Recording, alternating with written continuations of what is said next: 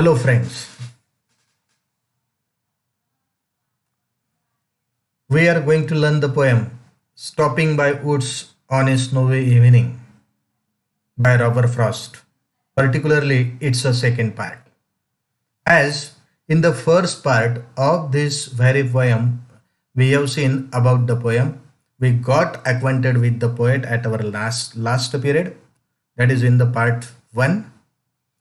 Also, we have seen about the poem, its highlights and glossary there in the part 1 of this lecture. And now we are going to start the poem in the part 2nd of this lecture on Stopping by Woods on a Snowy Evening by Robert Frost. See the poem, but at the outset, let me tell you that this poem is divided into 4 stanzas, and each stanza is bearing 4 lines. Here it is, the first stanza I read. Whose woods these are, I think I know. ही जंगलं कोणाची आहे? मला वाटतं मला माहीत आहे. मला ठाऊक आहे ही जंगलं कोणाची आहेत. His house is in the village though. He will not see me stopping here to watch his woods fill up with snow. This is what the first stanza. In this stanza, the poet says, I know these woods are of the of a farmer and who lives there in a village. His house is there in the village. And if I stop here by his woods, he will not see me stopping here.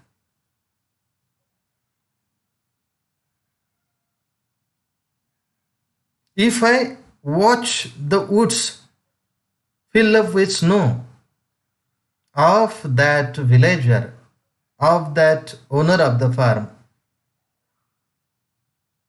he will not see me. Means I will have a kind of freedom to watch the snow which is there in his woods. In his woods. This is what the poet feels. It seems that a farm is there. That farm is called as the woods by the poet. Maybe beside his farm there may be woods. त्याच्या शेताच्या बाजूला कदाचित जंगल असेल. And that's why the poet is standing there. The poet is stopped there. And somewhere he feels that no one is there to see me here. Even the farmer is not here. He is there in his house, there in the village.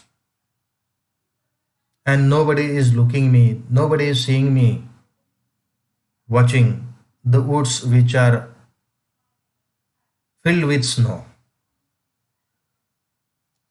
This is what we see in the first stanza of this poem. Let us enter into the second one. My little horse must think it queer to stop without a farmhouse near, between the woods and frozen lake, the darkest evening of the year. Yes, the poet says, my little horse must think it queer. Queer means strange. माझ्या त्या छोट्याशा घोड्याला बिचाऱ्याला असं वाटत असेल किती विचित्र हे आहे. How strange it is that my rider stopped here. It is the evening time. Snow is falling.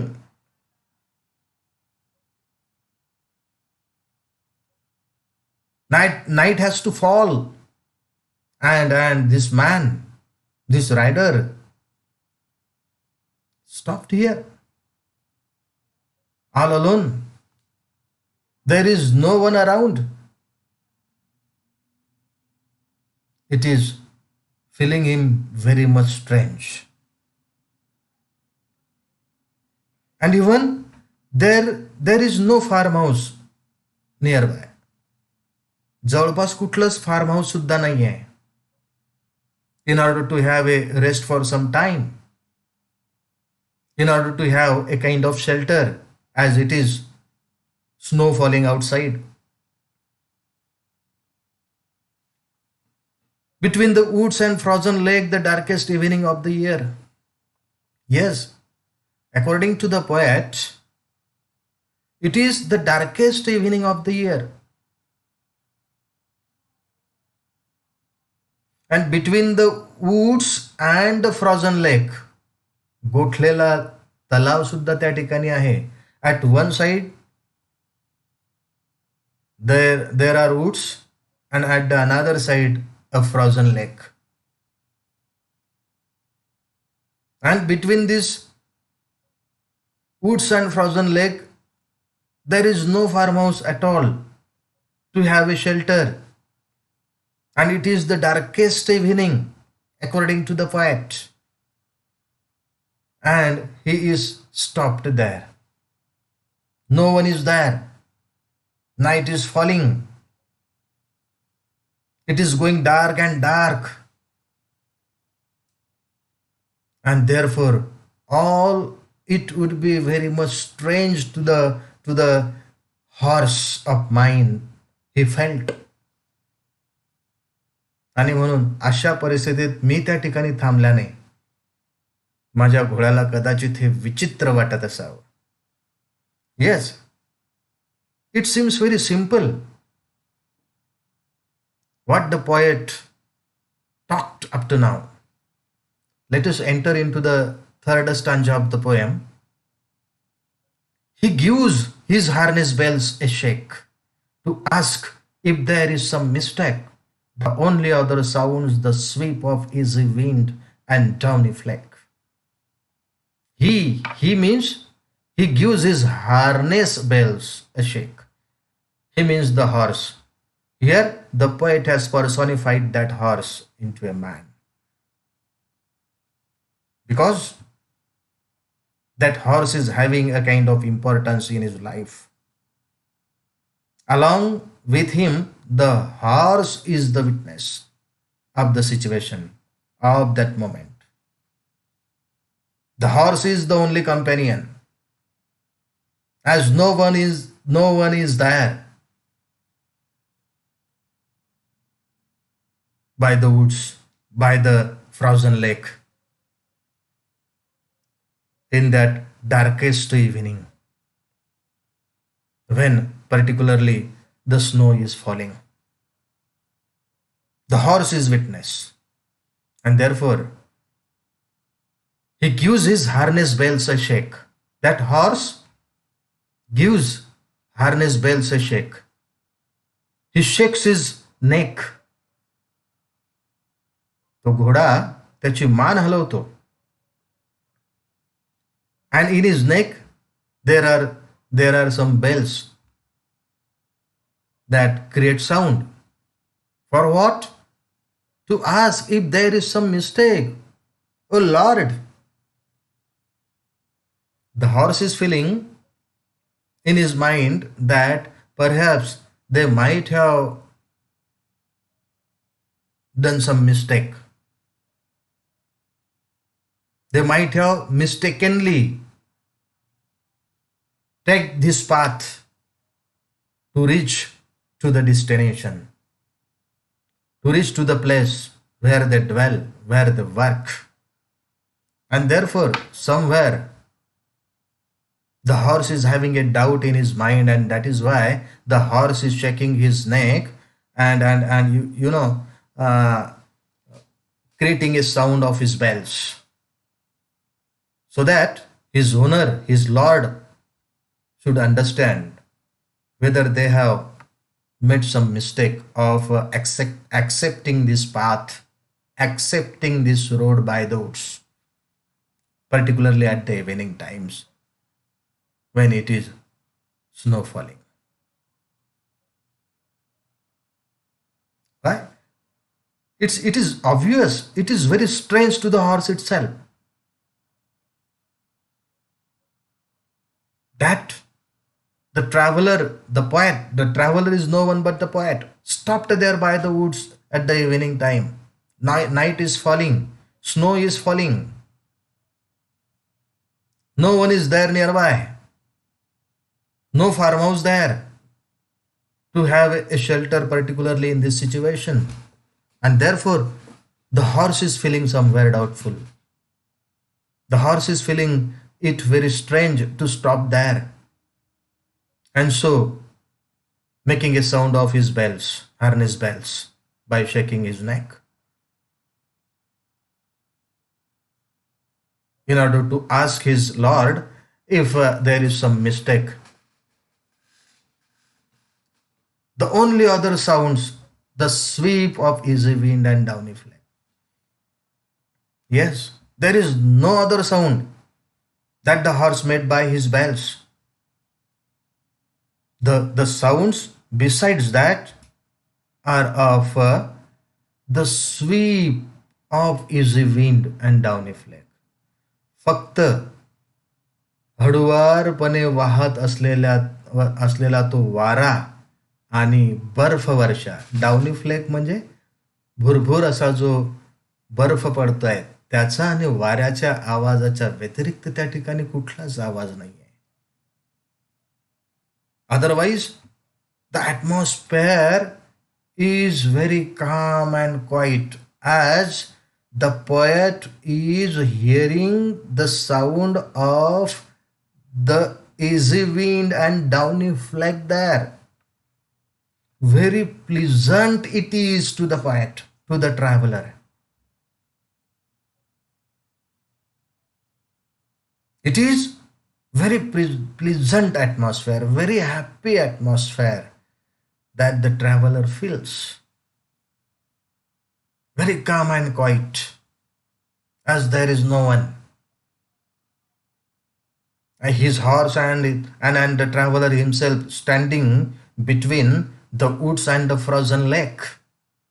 Night is falling, and the sound of easy wind and downy flake is coming to his ear.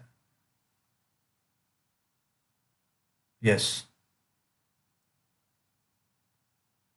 this is what we see, what the poet feels there in the poem, particularly in the third stanza. We are turning towards the concluding stanza of the poem, the last four lines of the poem. That is nothing but the very basis of the poem, foundation of the poem, very theme of the poem, the very inspiring lines. The woods are lovely, dark, and deep, but I have promises to keep, and miles to go before I sleep, and miles to go before I sleep. Let me tell you, friends, as in part first of our lecture, particularly while acknowledging the poet, I had told you that I will remember you about these lines by which our first Prime Minister, Pandit Jawaharlal Nehru, was impressed very much, as he had put these four lines on his office table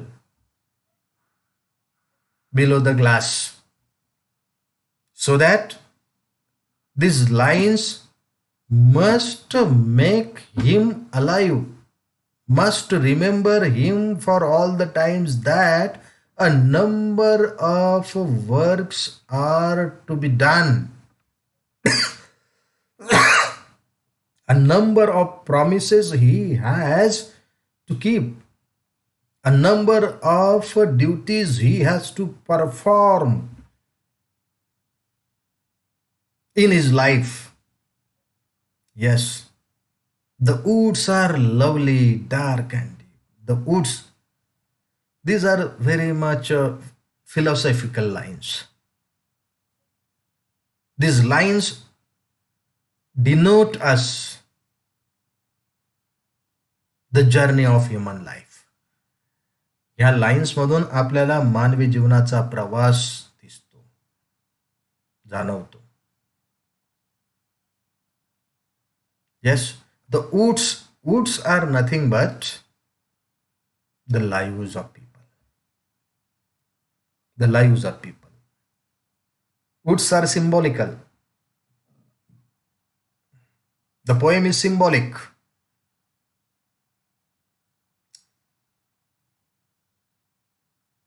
What we have seen, the harness bells, the woods, the frozen lake,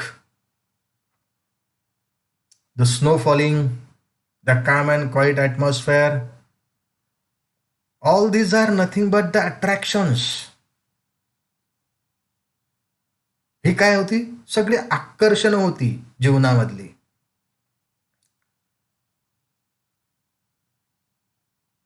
All that was fascination in life. ते सगळं काही जीवनामधलं आकर्षण होतं. When we travel in the life, जेव्हा आपण जीवनामध्ये प्रवास करतो, a number of things we find and we got involved in them. कितीतरी गोष्टी आपल्याला जीवनामध्ये दिसतात आणि आपण त्याच्यामध्ये इन्व्हॉल्व होतो. In the same way, when the traveler was traveling or the poet was traveling on the back of his horse, he found woods there. He found frozen lake there at the evening time, particularly when there was snow falling. However, this nature scene was very much beautiful. हे नैसर्गिक दृश्य अतिशय सुंदर होतं. कवी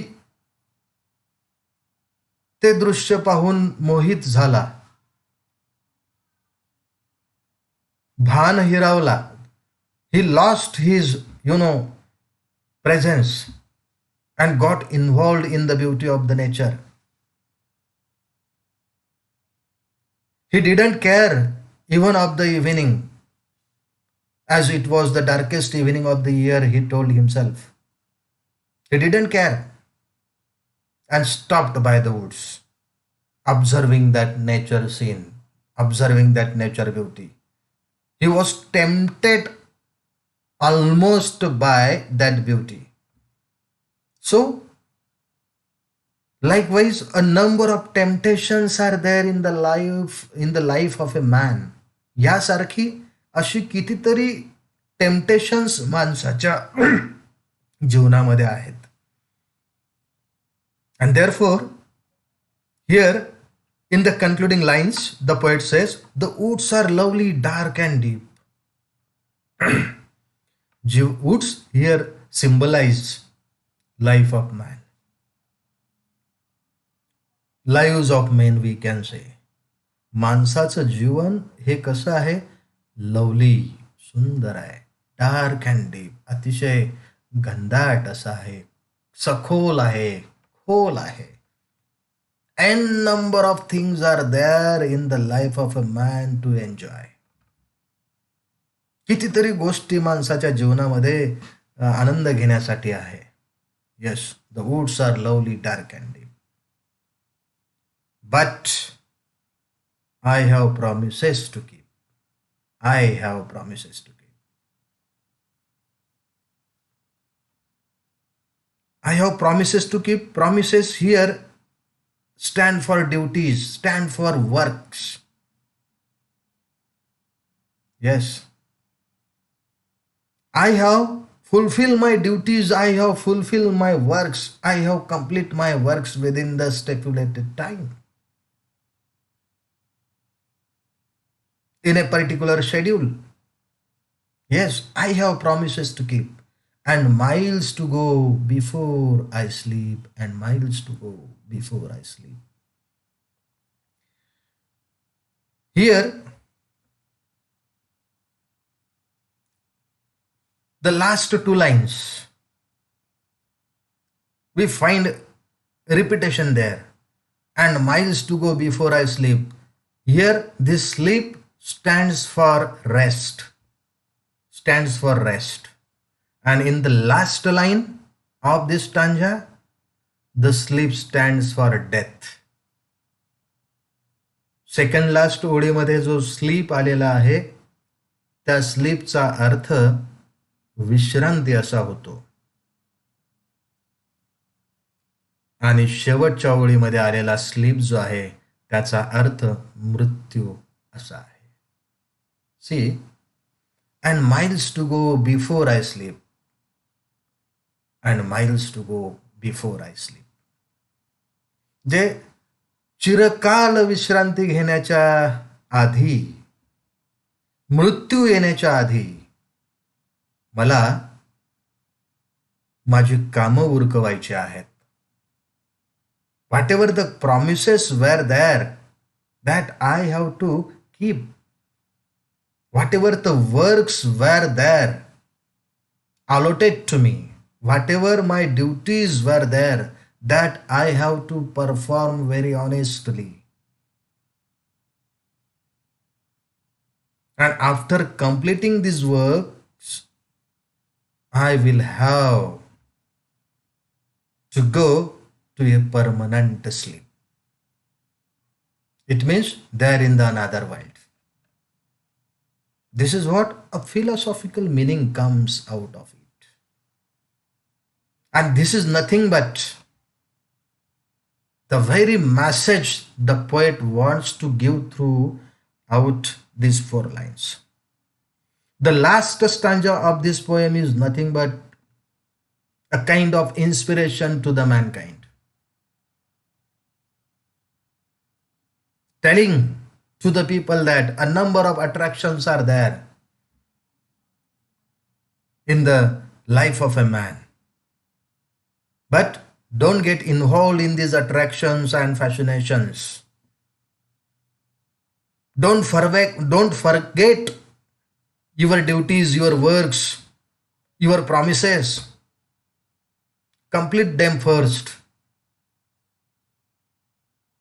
as the life is very lovely, dark and deep.